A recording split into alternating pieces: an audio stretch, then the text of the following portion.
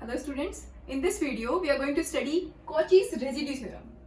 देखिए Cauchy's residue theorem क्या होती है कि अगर आपका फंक्शन f(z) एनालिटिक है किसी क्लोज कॉन्टूर की बाउंड्री और उसके अंदर के सभी पॉइंट्स पर सिर्फ कुछ फाइनाइट नंबर ऑफ पोल्स को छोड़ के, मींस उस कॉन्टूर के अंदर आपको कुछ फाइनाइट नंबर ऑफ पोल्स भी मिल रहे हैं, मींस जिन पॉइंट पर आपको पोल मिल रहे हैं उन पॉइंट पर तो आपका फंक्शन एनालिटिक होगा नहीं, लेकिन अगर बाकी के सारे पॉइंट्स पर आपका फंक्शन एनालिटिक है तो integral of the function along that close contour equal हो जाता है 2πa into sum of the residue of the function at each of its pole.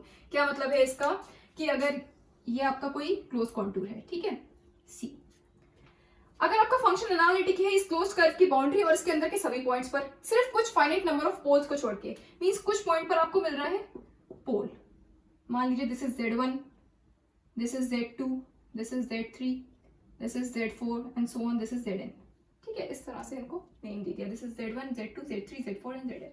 In points पर आपको पोल मिल रहा है, मींस इन पॉइंट पर तो आपका फंक्शन एनालिटिक होगा नहीं, लेकिन अगर बाकी के सारे पॉइंट्स पर अगर आपका फंक्शन एनालिटिक है तो integral of the function along this close contour equal हो जाता है 2πa into sum of the residue of the function at each of its pole, means इन पोल पर जो आपको रेजिड्यू मिल रहा होगा फंक्शन के लिए उन सब का सम कर दो, उन रेजिड्यूज का सम कर दो और 2πa से मल्टीप्लाई कर दो, तो वो हो जाएगा आपका integral of the function along this close contour, ठीक है। ये होती है आपकी Cauchy's residue theorem। If f(z) is analytic within and on a closed contour C, except at a finite number of poles, कि आपका फंक्शन एनालिटिक है इस क्लोज कर्व की बाउंड्री और इसके अंदर के सभी पॉइंट्स पर सिर्फ कुछ फाइनाइट नंबर ऑफ पोल्स को छोड़ के, then the integral of the function along this closed contour equal हो जाता है 2πa into sum of the residues at each of its poles, means इन पोल्स पर जो आप रेजिड्यू फाइंड करोगे फंक्शन के लिए उनका सम कर दो और 2πa से मल्टीप्लाई कर दो, तो आपको मिल जाएगा integral of the function along this close contour. Fine, यहाँ पर समेशन आर क्या है, sum of the residue of f(z) at all it's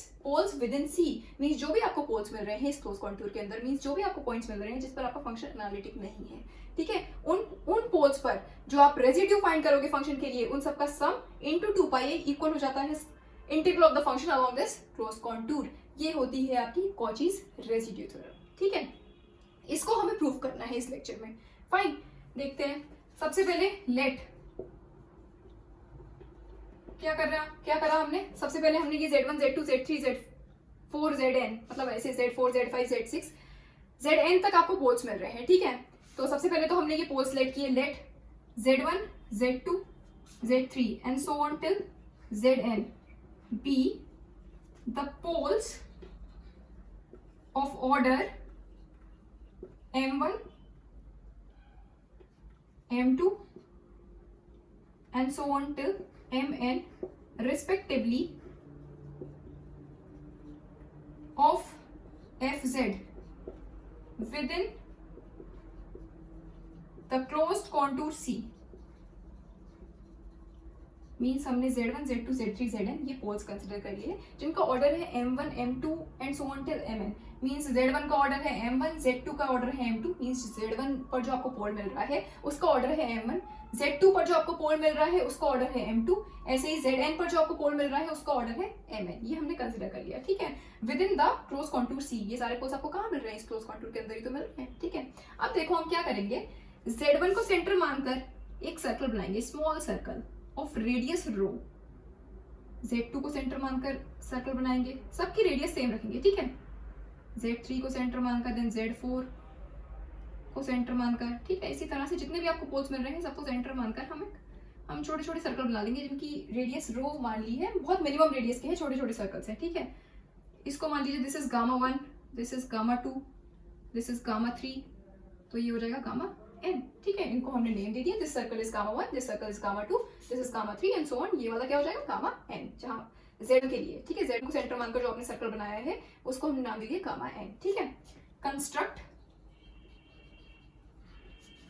circles gamma 1, gamma 2 and so on till gamma n with center at z1, z2 and so on till zn and radius rho।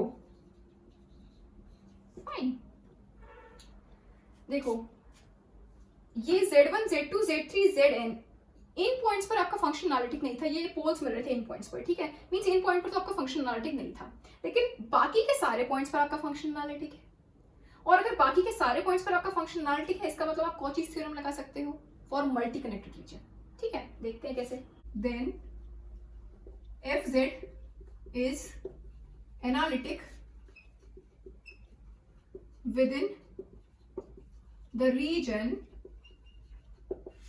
enclosed by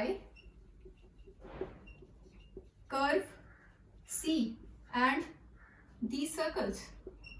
कौन से circle की बात हो रही है? ये जो आपने सर्कल ड्रॉ करे हैं ना, gamma 1, gamma 2, gamma 3, gamma n, इन सर्कल्स की बात हो रही है। FZ is analytic within the region enclosed by curve C and these circles। देखो Z1, Z2, Z3, Zn, इन पॉइंट्स पर आपको मिल रहे थे पोल। इसका मतलब इन पॉइंट पर तो आपका फंक्शन एनालिटिक नहीं है, लेकिन बाकी के सारे पॉइंट्स पर तो आपका फंक्शन एनालिटिक है ना।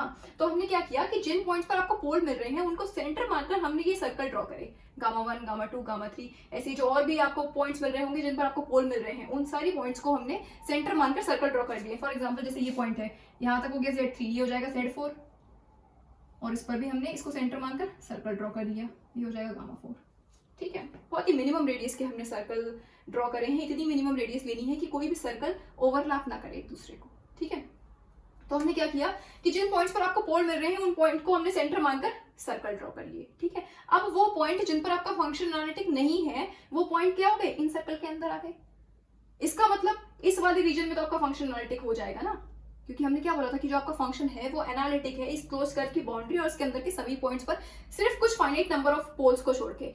तो हमने क्या किया कि जिन पॉइंट पर आपको पोल मिल रहे हैं उनको सेंटर मानकर हमने ये सर्कल ड्रॉ कर लिए। इसका मतलब इस बचे हुए रीजन में तो आपका फंक्शन एनालिटिक हो जाएगा ना। ठीक है, then FZ is analytic within the region enclosed by curve C and these circles। ठीक है, और ये रीजन कैसा है, मल्टी कनेक्टेड रीजन, क्योंकि इसके अंदर भी सर्कल्स आ गए।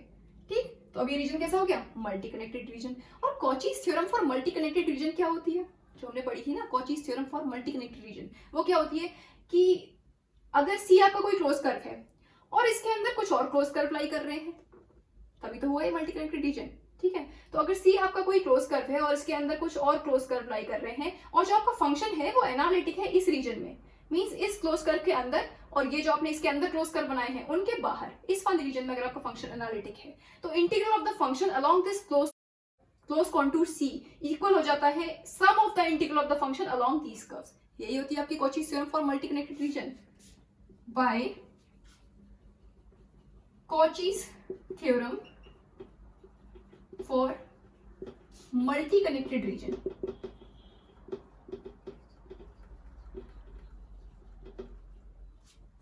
we have क्या हो जाएगा, integral of the function along this closed contour C, means इस क्लोज कर्व के along फंक्शन का integration, means integral of the function along this closed curve C is equal to sum of the integral of the function along these curves, means integral of the function along gamma 1 plus integral of the function along gamma 2 plus and so on till integral of the function along gamma n। ठीक है, integral of the function along gamma 1 निकाल लो, integral of the function along gamma 2 निकाल लो, integral of the function along gamma n निकाल लो, means ये gamma 1, gamma 2, gamma 3, gamma n। ठीक है, ये सारे इंटीग्रल्स निकाल लो और इनको ऐड कर दोगे तो आपको integral of the function along this close curve मिल जाएगा। ये होती है आपकी Cauchy's theorem for multi connected region. अब ये कैसे मिला आपको कि integral of the function along this close curve C is equal to this, मतलब integral of the function along gamma 1 plus integral of the function along gamma 2 plus integral of the function along gamma n। ये आपको कैसे मिला? देखो Cauchy's theorem हमने क्या पढ़ी थी कि Cauchy's theorem for simply connected region क्या होती है कि अगर आपका फंक्शन एनालिटिक है किसी क्लोज्ड कर्व की बाउंड्री और उसके अंदर के सभी पॉइंट्स पर, अगर आपका फंक्शन एनालिटिक है तो integral of the function along that close contour क्या हो जाता है, 0। ये होती है आपकी कॉचीज थ्योरम। यहाँ पर तो ये मल्टी कनेक्टेड रीजन है, इसमें कॉचीज थ्योरम कैसे लगाओगे? क्योंकि कॉचीज थ्योरम तो आपकी सिंपली कनेक्टेड रीजन के लिए है कि अगर आपका फंक्शन एनालिटिक है किसी क्लोज कर्व की बाउंड्री और उसके अंदर के सभी पॉइंट्स पर, तो integral of the function along that close curve क्या हो जाता है, 0। यहाँ पर तो ये मल्टी कनेक्टेड रीजन है। अब इसमें कॉचीज थ्योरम कैसे लगाई हमने? देखो, किसी भी मल्टी कनेक्टेड रीजन को आप सिंपली कनेक्टेड बना सकते हो बाय क्रॉस कट्स। ये जो आपको सर्कल्स मिल रहे हैं इसके अंदर जो आपने कर्व्स बनाए हैं, इनमें क्रॉस कट्स लगा दो और इसको कर्व C से मिला दो। देखो कैसे, जैसे ये है ना आपका, ये क्लोज कर्व C है, ठीक है, इसके अंदर ये मिल रहे हैं आपको Z1, Z2, Z3, ये है आपके पोल्स। ठीक, ऐसे और भी मिल रहे हैं Z4, Z5, Zn तक मिल रहे हैं ना, हमने इतने ही ड्रॉ करे अभी। ठीक है, Z1, Z2, Z3, Z4। ठीक, इनको सेंटर मानकर हमने सर्कल ड्रॉ कर लिए हैं।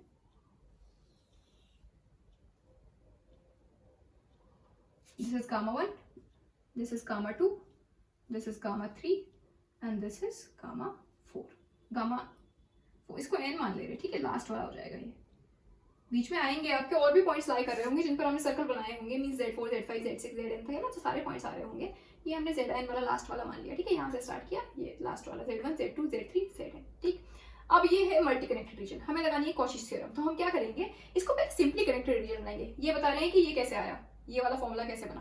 फाइन, देखो इस मल्टी कनेक्टेड रीजन को सिंपली कनेक्टेड रीजन बनाने के लिए हम क्या करते हैं कि ये वाले कर्व को यहाँ से ओपन कर दो और इसको यहाँ से ओपन कर दो और क्रॉस कट्स लगा दो। इनको हम बोलते हैं क्रॉस कट्स या फिर कट्स। क्रॉस कट्स क्या होते हैं, ऐसे कट्स जिनसे हम मल्टी कनेक्टेड रीजन को सिंपली कनेक्टेड रीजन में कन्वर्ट कर सके, उनको हम बोलते हैं क्रॉस कट्स। क्रॉस कट से आप किसी भी मल्टी कनेक्टेड रीजन को सिंपली कनेक्टेड रीजन में कन्वर्ट कर सकते हो। फाइन, तो अब ये देखो, अब ये वाला कर्व इसमें जुड़ गया ना, ठीक। ऐसे ही यहाँ पर करो, यहाँ से इसको ओपन किया, यहाँ से इसको ओपन किया और जोड़ दिया बाय क्रॉस कट्स।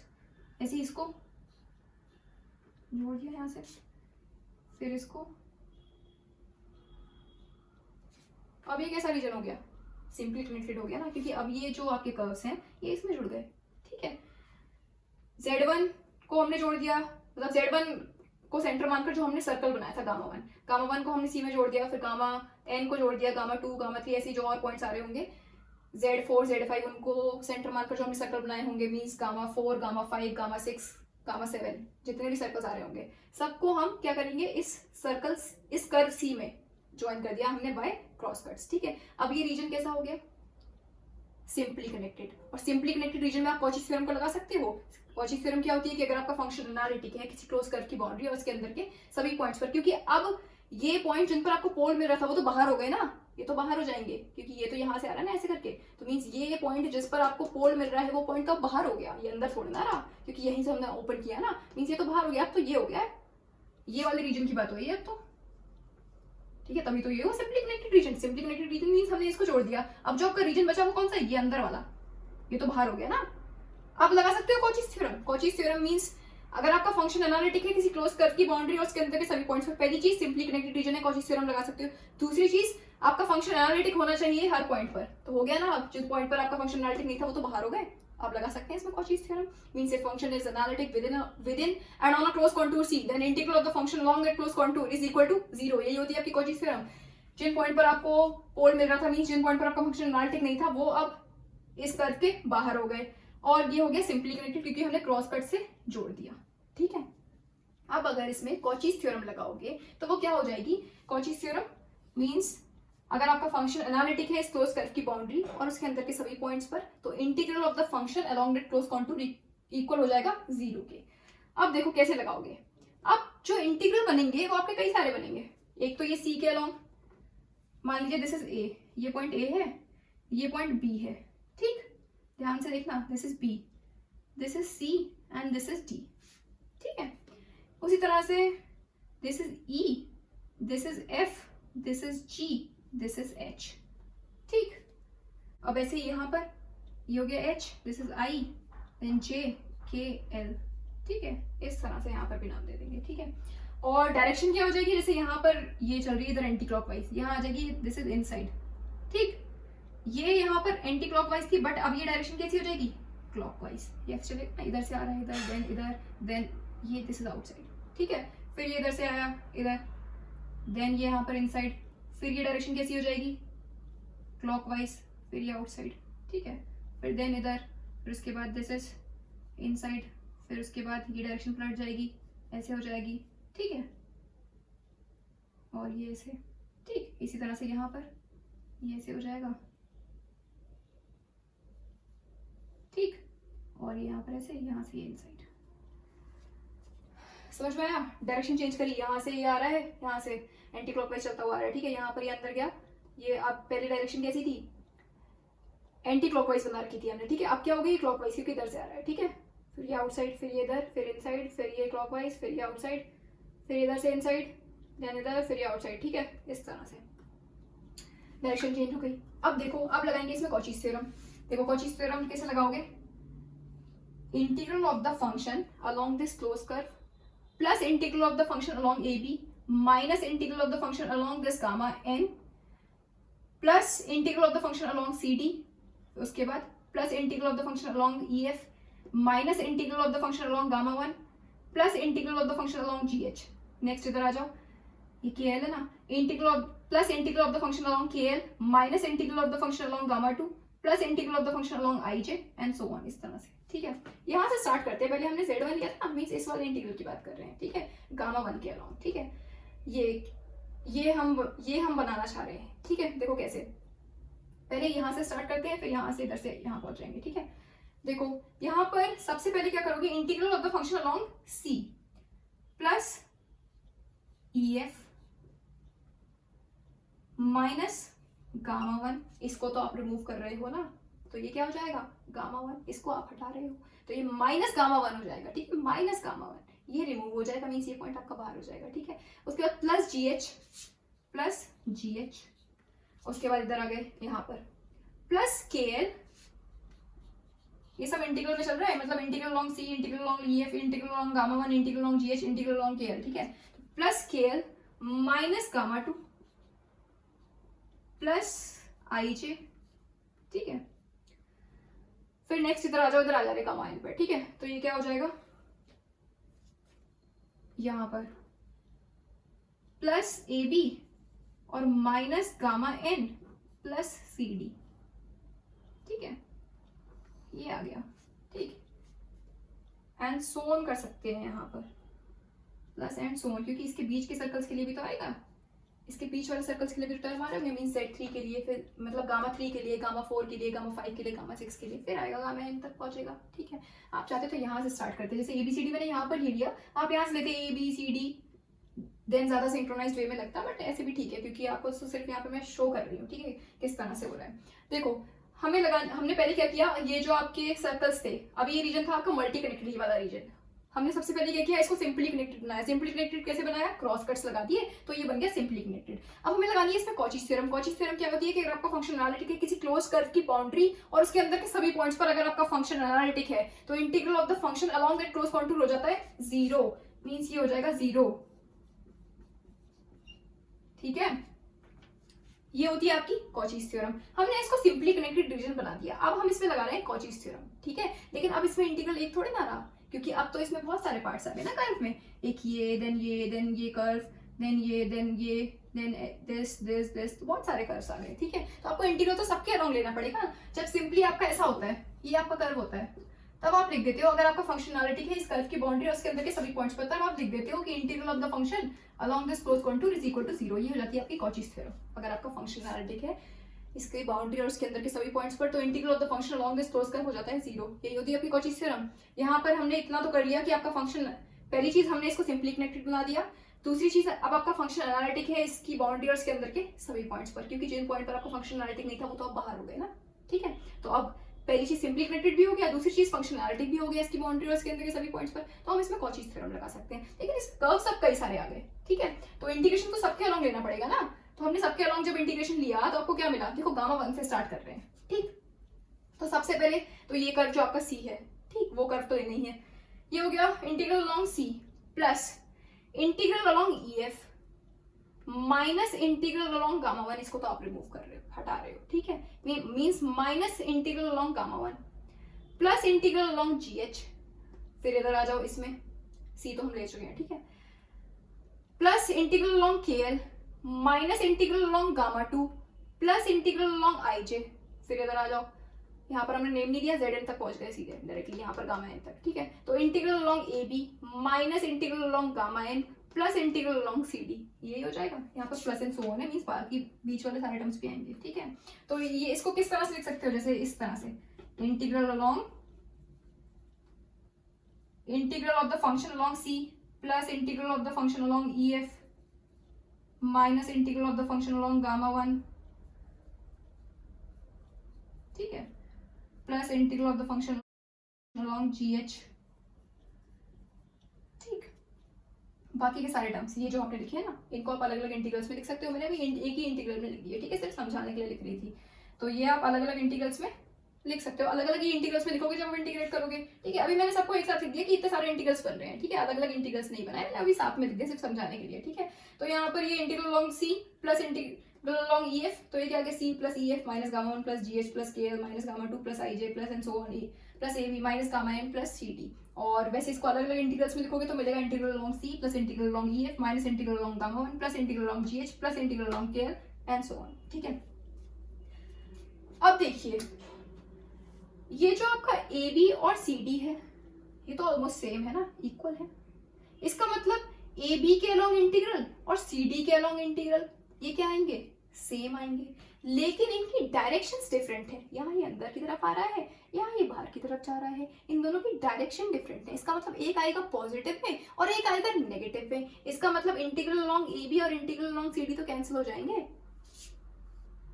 ठीक है, क्योंकि ये ऑलमोस्ट सेम है। इसका मतलब इनके अलोंग जो इंटीग्रल होगा उसकी वैल्यू क्या आएगी, सेम आएगी, लेकिन डायरेक्शन डिफरेंट है, इसलिए एक आएगी पॉजिटिव में एक आएगी नेगेटिव में। इसका मतलब ये दोनों कैंसिल। ठीक, सिमिलरली यहाँ पर देखिए, यहाँ पर E F G H same है।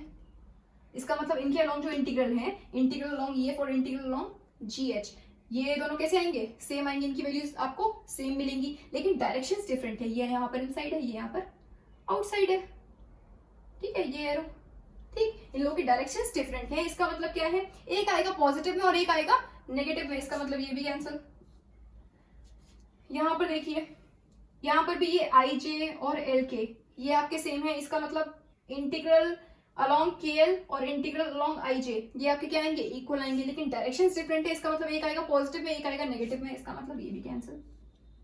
ठीक, तो क्रॉस कट्स वाले जितने आपके ये जो पार्ट्स बन रहे हैं, means L I L K I J G H F E C D A B, ऐसे यहाँ पर बनते हैं, और भी कर्व्स के लिए जो हम बनाते हैं वो सब सेम आएंगे, बट डायरेक्शंस डिफरेंट होने की वजह से वो कैंसिल हो जाएंगे। तो आपका सिर्फ जो इंटीग्रेशंस बचेगा वो किस किस के लिए बचेगा, integral along C, integral along gamma one, integral along gamma two, integral along gamma N. ठीक है, इनसे क्या बचेगा, और this is equal to zero, equal to zero होगा ना, तो इसको आप क्या लिख सकते हो, देखो integral along C F Z D Z minus integral along gamma one, अब ये तो कैंसिल हो गया ना, सिर्फ गामा वन बचा, minus integral along gamma one F Z D Z minus integral along gamma two.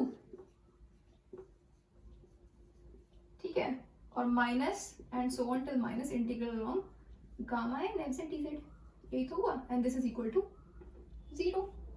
ठीक है, bye Cauchy's theorem, this is equal to zero. ठीक, अब ये वाले जो टर्म्स है इनको आप राइट हैंड साइड में ले जाओगे तो आपको मिल जाएगा integral along C F Z D Z is equal to integral along gamma one F Z D Z plus integral along gamma two F Z D Z plus and so on till integral along gamma N F Z D Z. ये लिखा है अभी यहाँ पर जो हमने लिखी Cauchy theorem for multi connected region, वो क्या लिखी है, integral along C F Z D Z means integral of the is equal to integral of the function along gamma 1 plus integral of the function along gamma 2 plus and so on till integral of the function along gamma n। यही मिला आपको। ठीक है, तो इस तरह से ये हम लगाते हैं मल्टी कनेक्टेड रीजन में कॉचीज थ्योरम। पहले हम उसको सिंपली कनेक्टेड रीजन बनाते हैं, उसके बाद जो आपका जिस पॉइंट जिस पर आपका फंक्शन एनालिटिक नहीं है उसको बाहर कर देते हैं, तो पहली चीज तो ये सिंपली कनेक्टेड रीजन हो जाएगा, दूसरा फंक्शन एनालिटिक हो जाएगा इसकी बाउंड्री और इसके अंदर के सभी पॉइंट्स पर, फिर हम इसमें कॉचीज थ्योरम लगा देते हैं, वो इस तरह से बनती है। ठीक है, तो इस तरह से हम इसको इवैल्यूएट करते हैं, तब आपका ये निकल के आता है फॉर्मूला। ठीक, तो ये फॉर्मूला होता है आपका Cauchy's theorem for multi connected region, और इस तरह से हम इसको डिराइव करते हैं। ठीक है, अब देखिए हमें प्रूफ क्या करना है कि integral of the function along this close curve C means along this close curve C equal होगा two pi I into sum of the residue at each of this poles. ये तो आपको प्रूफ करना है। अभी हमने क्या दिखा दिया कि integral of the function along this close curve C is equal to integral of the function along gamma 1 plus integral of the function along gamma 2 plus and so on integral of the function along gamma n। ठीक है, हमें ये proof करके लाना है, means इसकी जगह पर आपको ये लाना है। ठीक है, integral of the function along C is equal to this होगा। ठीक, अब देखो कैसे प्रूफ करेंगे, अलग अलग इवैल्यूएट करेंगे इन इंटीग्रल्स को, मींस इसको अलग और इसको अलग इवैल्यूएट करेंगे। ठीक है, जब आप इसको इवैल्यूएट करोगे इस इंटीग्रल को, तो आपको इसकी वैल्यू मिलेगी 2 पाई आई r1। ठीक है, उसी तरह से जब इस इंटीग्रल को आप इवैल्यूएट करोगे तो आपको मिलेगा 2 पाई आई r2। जब इसको इवैल्यूएट करोगे तो आपको मिलेगा 2 पाई आई rn। ठीक, और जब इनको ऐड कर दोगे तो ये आपको हो जाएगा 2 pi I R1 plus R2 plus N so on till Rn। ये मिल जाएगा आपको। इस तरह से प्रूव करेंगे तो ये अलग अलग इंटीग्रल्स को अलग अलग इवैल्यूएट करेंगे, इस तरह से इनकी वैल्यूज मिलेंगी। फाइन, तो अब करते हैं इनको evaluate. Since fz has a pole of order m1 at z is equal to z1। हमने पहले ही बात करी थी कि आपको z1 पर जो पोल मिल रहा है उसका ऑर्डर है m1, z2 पर जो आपको पोल मिल रहा है उसका ऑर्डर है m2, z3 पर जो आपको पोल मिल रहा है उसका ऑर्डर है m3, इसी तरह से zn पर जो आपको पोल मिल रहा है उसका ऑर्डर क्या है mn। ठीक है, तो अभी पहले वाले इंटीग्रल की बात करें। ठीक है, इस इंटीग्रल को इवैल्यूएट करेंगे। तो इसके लिए जो आपका फंक्शन है fz has a pole of order m1 at z is equal to z1। ये जो आपने गामा1 सर्कल बनाया है, ये z1 सर्कल को z1 पॉइंट को सेंटर मानकर जो ये सर्कल बनाया है गामा1। ठीक है, और जो हमने स्टार्टिंग में ही लिया था कि z1 पर जो आपको पोल मिल रहा है उसका ऑर्डर क्या है m1। तो means since fz has a pole of order m1 at z is equal to z1, इसका मतलब क्या है, देखो z1 पर जो आपको पोल मिल रहा है उसका ऑर्डर है m1। ठीक है, अब z1 की सराउंडिंग में जब आप फंक्शन को एक्सपेंड करोगे, मींस z1 के नेबरहुड में जब आप फंक्शन को एक्सपेंड करोगे तो वो टेलर से होगा या लॉरेंस से। अब z1 के नेबरहुड में जब आप फंक्शन को एक्सपेंड कर रहे हो तो वो रीजन कैसा हो गया NLS, और NLS में फंक्शन का एक्सपेंशन कैसे होता है लॉरेंस से। इसका मतलब z1 के नेबरहुड में जब आप फंक्शन को एक्सपेंड करोगे तो वो फंक्शन का एक्सपेंशन किससे होगा लॉरेंस से। ठीक है, तो हम इसको लिख सकते हैं fz is equal to 5(1z) plus summation n is equal to 1 to m1 bn upon z minus z1 की पावर n। देखो यहाँ पर जो आपका टर्म आता है summation n is equal to 1 to infinity a n z minus z1 की power n, ये आपका टर्म आता है ना। 5(1z) क्या होता है आपका summation n is equal to 1 to infinity a n z minus z1 की पावर n, ये टर्म होता है आपका यहाँ पर। ठीक है, तो हमें इसकी जरूरत नहीं थी क्योंकि हम तो यहाँ पर पोल से मतलब है ना, और पोल सिर्फ आपको इस टर्म से मिल रहे हैं, इस टर्म से तो आपको जीरोस मिलते हैं, सारे सिंगुलर पॉइंट तो आपको इस प्रिंसिपल पार्ट से मिलते हैं, तो आपका जनरल पार्ट होता है, इससे तो हमें कोई मतलब है नहीं, तो इसको हमने 5z मान लिया। ठीक है, क्योंकि z का फंक्शन है तो हमने इसको z का फंक्शन मान लिया, नया फंक्शन नाम दे दिया इसको 5(1z). ठीक है, अब देखिए यहाँ पर हमने लिया n is equal to 1 to m1। ये कैसे लिया है, हम बोल रहे हैं कि जो z1 पर आपको पोल मिल रहा है उसका ऑर्डर है m1, इसका मतलब हम यहाँ क्या लिखेंगे n is equal to 1 to m1। वैसे क्या होता है n is equal to 1 to infinity होता है ना, यहाँ पर हमने इन्फिनिटी की जगह m1 लिखा क्योंकि हम बोल रहे हैं कि पोल का ऑर्डर क्या है, जो z1 पर आपको पोल मिल रहा है उसका ऑर्डर क्या है m1 है, इसका मतलब यहाँ क्या आएगा m1 आएगा।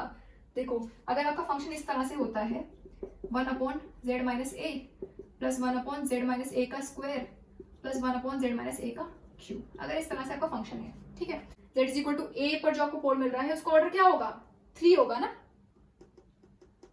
क्या बताया था मैंने, जहां तक आपके ये टर्म्स जा रहे हैं उसमें जो आपका लास्ट वाला टर्म होगा मीन जिसमें आपको z माइनस a की पावर मैक्सिमम जहां पर मिल रही होगी वो हो जाता है आपका पोल का ऑर्डर। तो यहाँ पर z माइनस a की मैक्सिमम पावर क्या मिल रही है 3, इसका मतलब z is equal to a पर जो आपको पोल मिल रहा है उसका ऑर्डर क्या है 3। ठीक है, इसी तरह से ये टर्म ना होता तो z is equal to a पर जो आपको पोल मिल रहा है उसका ऑर्डर क्या हो जाता 2 हो जाता। ठीक है, ये टर्म भी ना होता, सिर्फ ये फंक्शन होता, तो z is equal to a पर आपको पोल मिल रहा है और इसका ऑर्डर क्या हो जाता 1 हो जाता। ठीक है, तो हम बोल रहे हैं कि z is equal to z1 पर जो आपको पोल मिल रहा है उसका ऑर्डर है m1, इसका मतलब ये टर्म्स कहाँ तक जाएंगे z माइनस z1 की पावर m1 तक ही तो जाएंगे।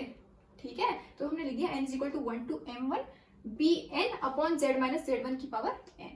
ठीक है, अब ये देखिए आपको क्या मिला fz is equal to 5(1z) plus summation n is equal to 1 to m1 bn upon z minus z1 की पावर n। अब इस टर्म को एक्सपेंड कर दो, ठीक, तो आपको क्या मिलेगा, देखो fz is equal to 5(1z) plus, देखो जब इसको एक्सपेंड करोगे, जब n is equal to 1 put करोगे, यहाँ पर है ना n is equal to 1 to m1 है, ठीक, तो n is equal to 1 put करोगे तो क्या मिलेगा b1 upon z minus z1 plus next term क्या मिलेगा, जब n is equal to 2 put करोगे तो b2 upon z minus z1 का स्क्वायर, तो b2 upon z minus z1 का स्क्वायर। ऐसे ही नेक्स्ट टर्म मिलेगा b3 upon z minus z1 का क्यूब, जब n is equal to 3 put करोगे। ऐसे लास्ट टर्म क्या मिलेगा, लास्ट टर्म कहाँ तक है m1 तक ही तो है, n is equal to 1 to m1 है, तो लास्ट टर्म क्या मिलेगा bm1 upon z minus z1 की पावर m1। ठीक है, तो plus and so on till bm1 upon z minus z1 की पावर m1, ये टर्म्स मिल गए। ठीक, अब इन टर्म्स को इंटीग्रेट कर दो अलोंग गामा1, इस वाले इंटीग्रल को तो अभी इवैल्यूएट कर रहे हैं, इसके लिए तो हमने फंक्शन का एक्सपेंशन लिखा है। ठीक है। तो अब इन सारे टर्म्स को इंटीग्रेट कर दो अलॉन्ग गामा वन, तो आपको ये वाला इंटीग्रल मिल जाएगा इस वाले इंटीग्रल की। जब आप इसको अलॉन्ग गामा वन इंटीग्रेट करोगे तो यहाँ क्या मिलेगा, integral of the function along gamma one is equal to this. इसका मतलब integral of the function along gamma one, इस इंटीग्रल की आपको वैल्यू मिल जाएगी, ठीक है, इसको जब इवैल्यूएट कर लेंगे तो। ठीक, तो इसको इंटीग्रेट कर रहे हैं अलॉन्ग गामा वन सारे टर्म्स को, तो integral of the function along gamma one is equal to integral of phi 1z along gamma one. इसी तरह से यहाँ पर क्या आ जाएगा, integral of b1 upon z minus z1 along gamma one plus integral of b2 upon z minus z1 का square along gamma two plus and so on dz plus integral of bm upon z minus z1 की power m1, this is m1 dz along gamma one. ये gamma one है, gamma one के along कर रहे हैं, ठीक है, सारे इंटीग्रेशन अलॉन्ग गामा वन हो रहे हैं, ठीक है। अब इनको इवैल्यूएट करेंगे, ठीक। देखिए आपको क्या मिल जाएगा, ये integral of phi 1z along gamma one, ये क्या हो जाएगा 0 plus integral of b1 upon z minus z1 along gamma one plus integral of b2 upon z minus z1 का square along gamma one plus and so on till integral of bm upon z minus z1 की power m1 dz along gamma one.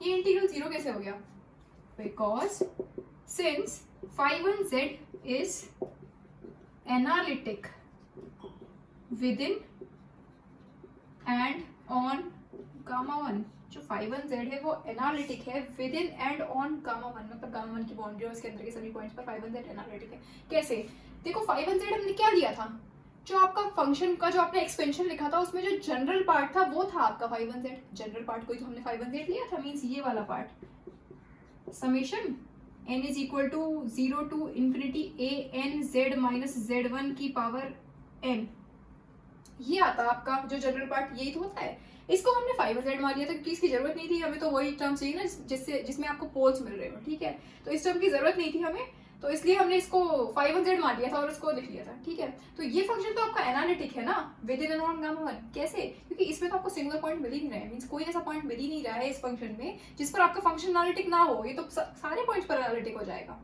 Means जब आप इसको expand करोगे तो कोई भी ऐसा टर्म नहीं मिलेगा जिसमें z माइनस z1 डिनोमिनेटर में आ रहा हो, मींस कोई भी सिंगुलर पॉइंट मिल ही नहीं रहा है इस फंक्शन के लिए, और कोई भी सिंगुलर पॉइंट नहीं है, इसका मतलब ये फंक्शन एनालिटिक हो जाएगा with in and on gamma one, क्योंकि गामा वन की बात हो रही है, ठीक है। और अगर फंक्शन एनालिटिक है with in and on gamma one, इसका मतलब integral of the function along gamma one क्या हो जाएगा 0, ठीक है, बाय कॉचीज थ्योरम, ठीक है।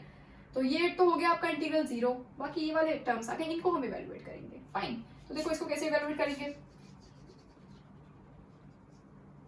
देखिए फॉर एनी पॉइंट, कोई एक पॉइंट कंसिडर कर लो गामा वन, क्योंकि गामा वन इंटीग्रल की बात हो रही है, तो जो गामा वन सर्कल है उस पर कोई भी पॉइंट एक z कंसिडर कर ले अगर हम, for any point z on gamma one, तो हम लिख सकते हैं mod of z minus z1 is equal to रो।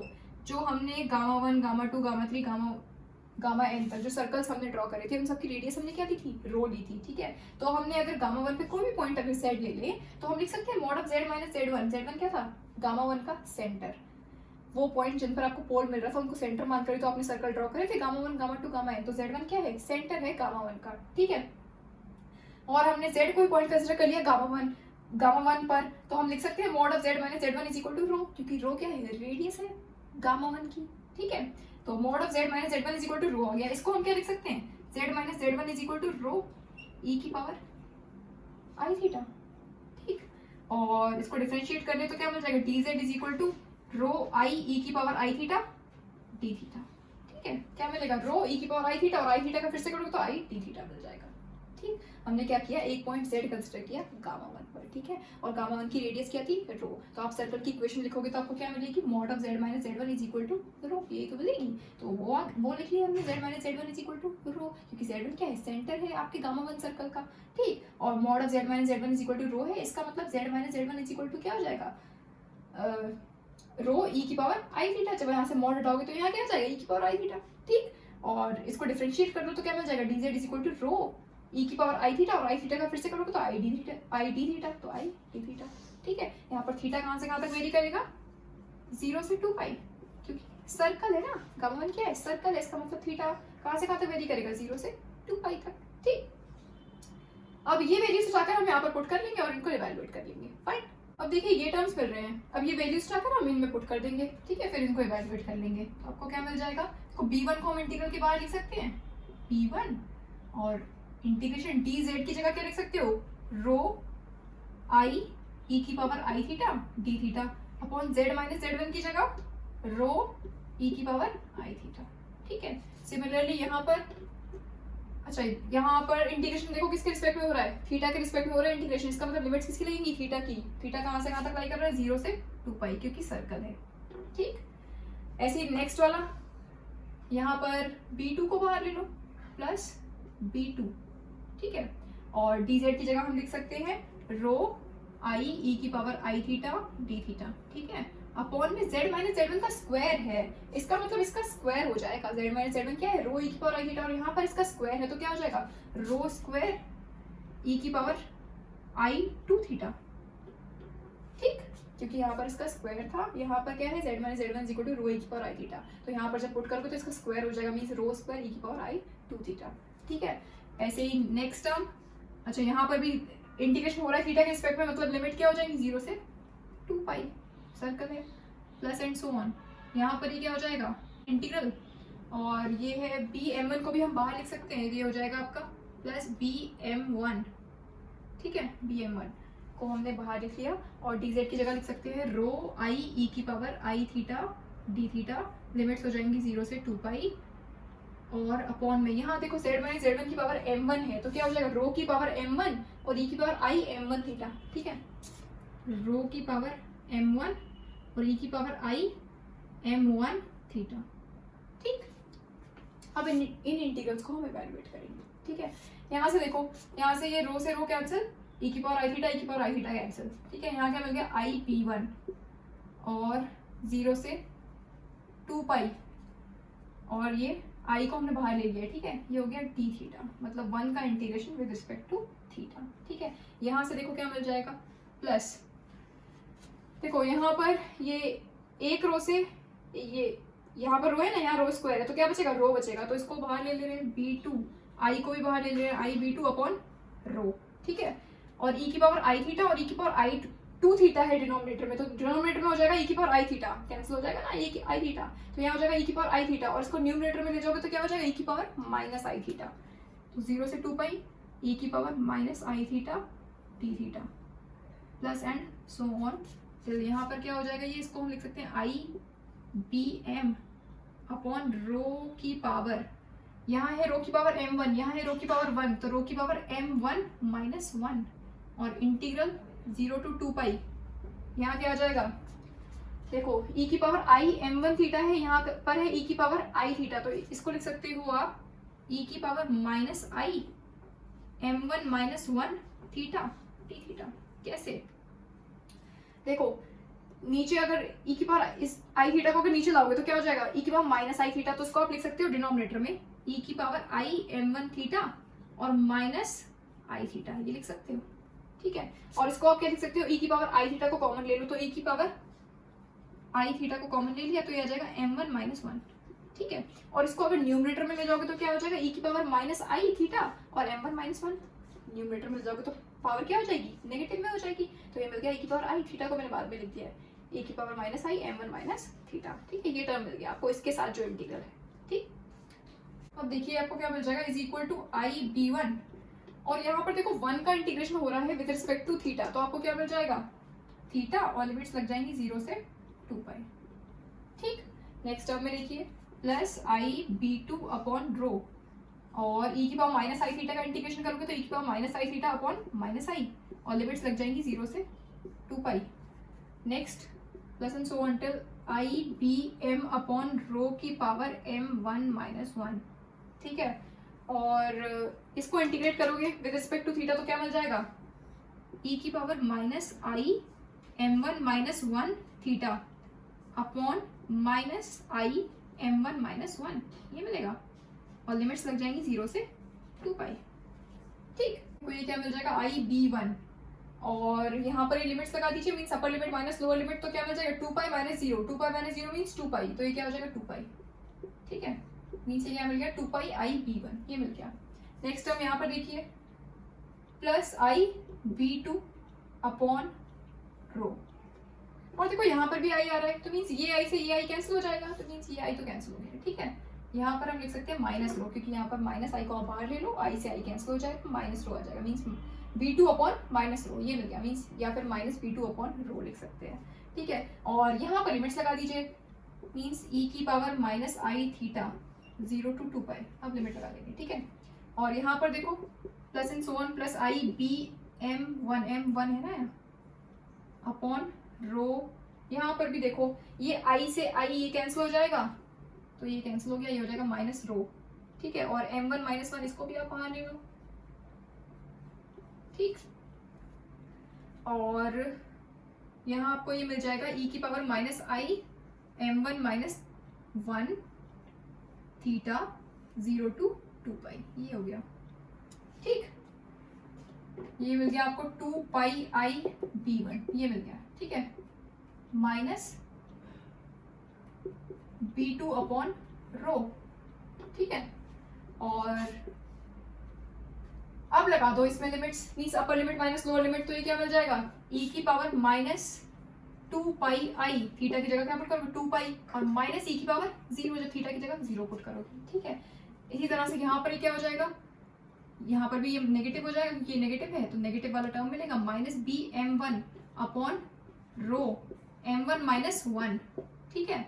और यहाँ पर ये क्या हो जाएगा e की पावर माइनस 2 पाई आई और M1 माइनस 1, थीटा की जगह 2 पाई पुट कर रहे हो ना, तो क्या हो जाएगा माइनस आई M1 माइनस 1 2 पाई, तो 2 पाई को मैंने पहले लिख दिया, माइनस 2 पाई आई M1 माइनस 1, एक ही बात है।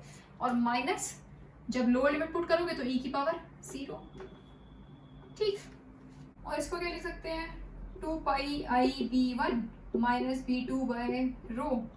और e की पावर माइनस 2 पाई आई को क्या लिख सकते हो cos 2 pi minus I sign 2 पाई लिख सकते हो, कैसे, जो आपका यूलर्स फॉर्मूला होता है ना e की पावर आई थीटा, क्या होता है ये cos theta plus I sine theta, यही होता है।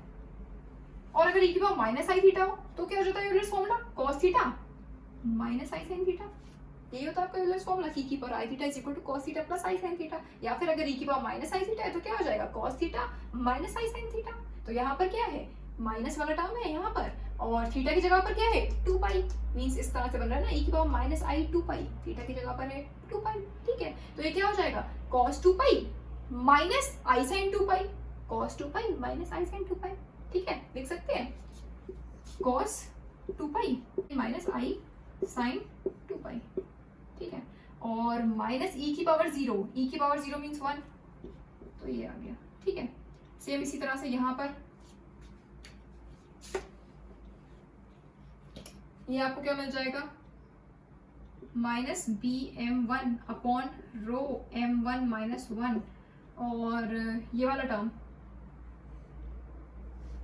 देखो यहाँ पर भी लगा दीजिए यूलर्स फॉर्मूला, तो ये आपको क्या मिल जाएगा cos M1 minus 1 2 pi minus I sign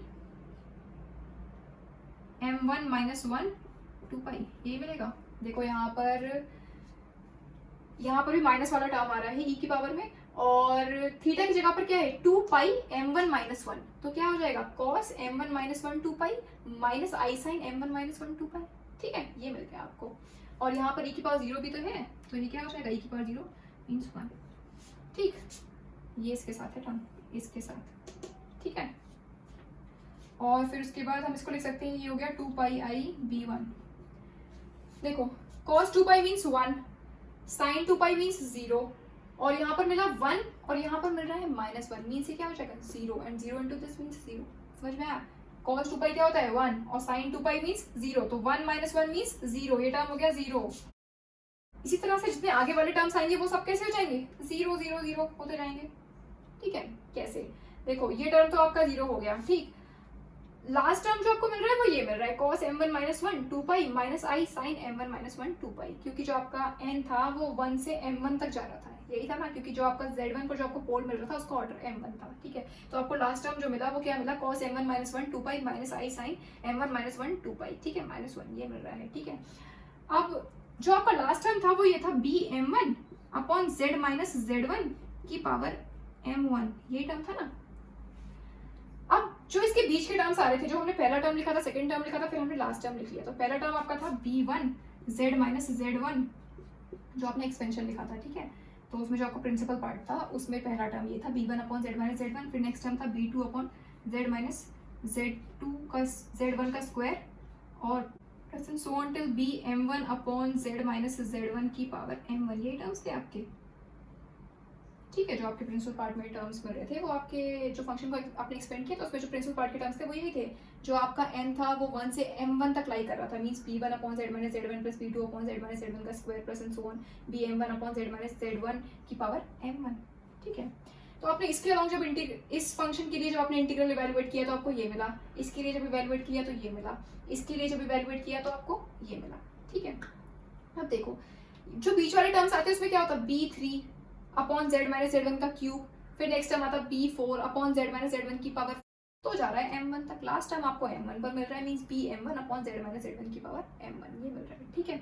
अब देखो जो लास्ट वाला आपको टर्म मिला वो ये मिल रहा है cos m1 minus 1 2 pi minus i sin m1 minus 1 2 pi, ठीक है। सेकंड वाले टर्म तक तो हमने इंटीग्रल इवैल्यूएट किया, बीच वाले टर्म्स हमने नहीं लिखे, ठीक।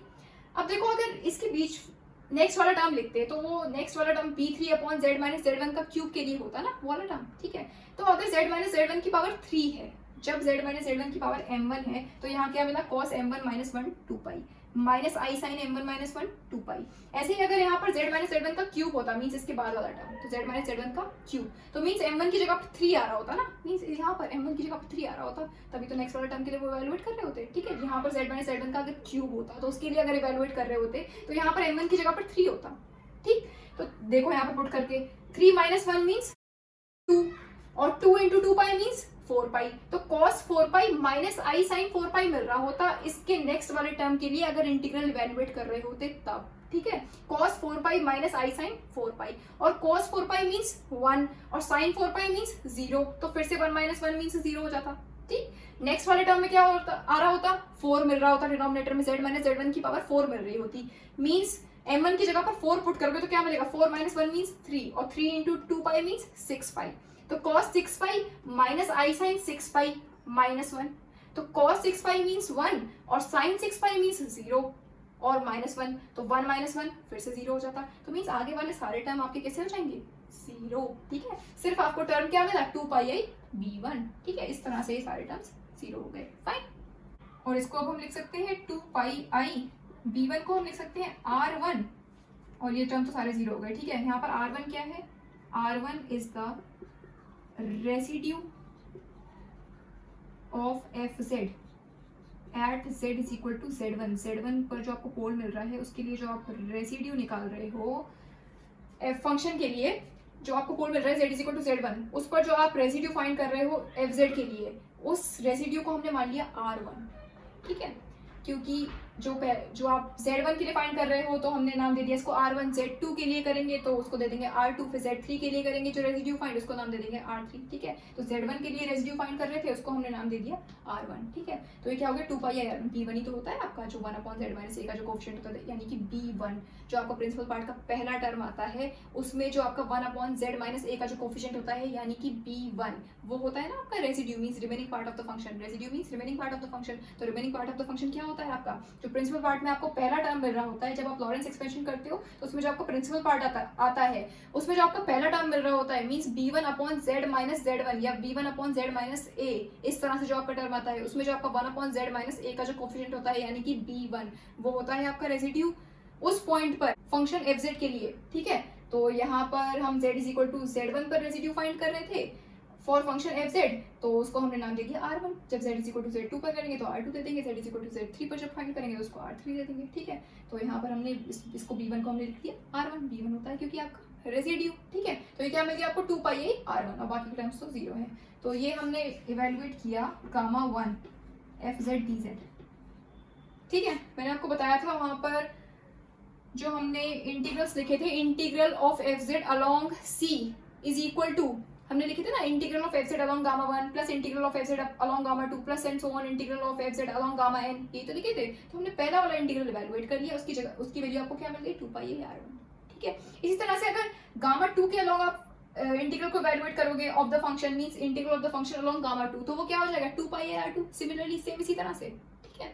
और फिर integral of the function along gamma 3 करोगे तो 2 पाई आर 3, ऐसे ही integral of the function along gamma n करोगे तो आपको क्या मिल जाएगा 2 पाई आर n। ठीक, देखो ये आपको मिल गया कि integral of the function along gamma 1 is equal to 2 pi R 1। ठीक है, सिमिलरली if r2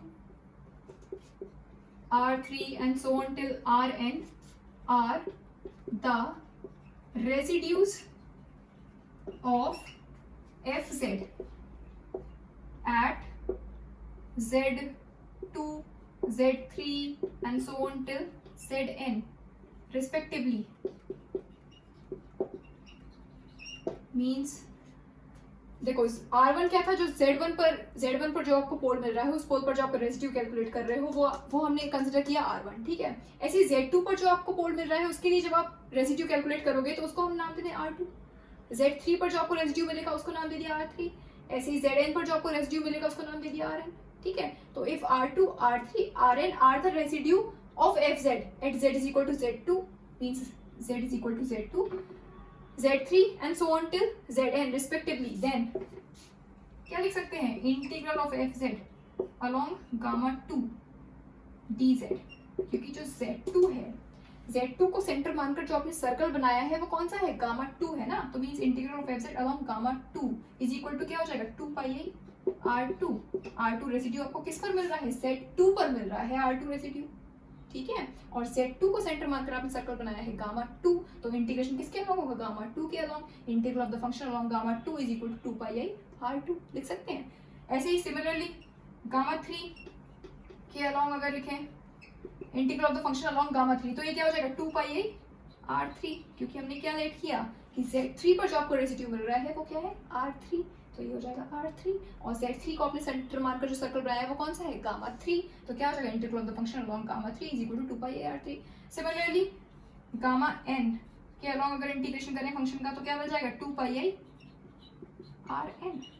ठीक है, और इन सबको ऐड कर दो, मींस आपको ये चाहिए था ना, since integral of Fz dz is equal to क्या लिखा था हमने स्टार्टिंग में, this is equal to integral of the function along gamma 1 plus integral of the function along gamma 2 plus and so on till integral of the function along gamma n dz, ये लिखा था। और ये values put कर दो, क्या मिल रहा है, integral of the function along gamma 1 क्या मिला, दिस वन 2 पाई R1। ठीक है, फिर इस integral of the function along gamma 2 क्या मिला 2 pi R2 and so on till integral of the function along gamma n क्या मिला है 2 पाई Rn। ठीक है, तो इसको लिख सकते हैं 2 पाई R1 plus R2 plus and so on till Rn। ठीक, और इसको और क्या लिख सकते हैं, इसको हम लिख सकते हैं integral of the function along this closed contour C is equal to 2 pi summation R, ये जो आपको मिल रहा है ना R1 plus R2 plus Rn, इसको हम लिख सकते हैं समेशन R। यही प्रूव करना था आपको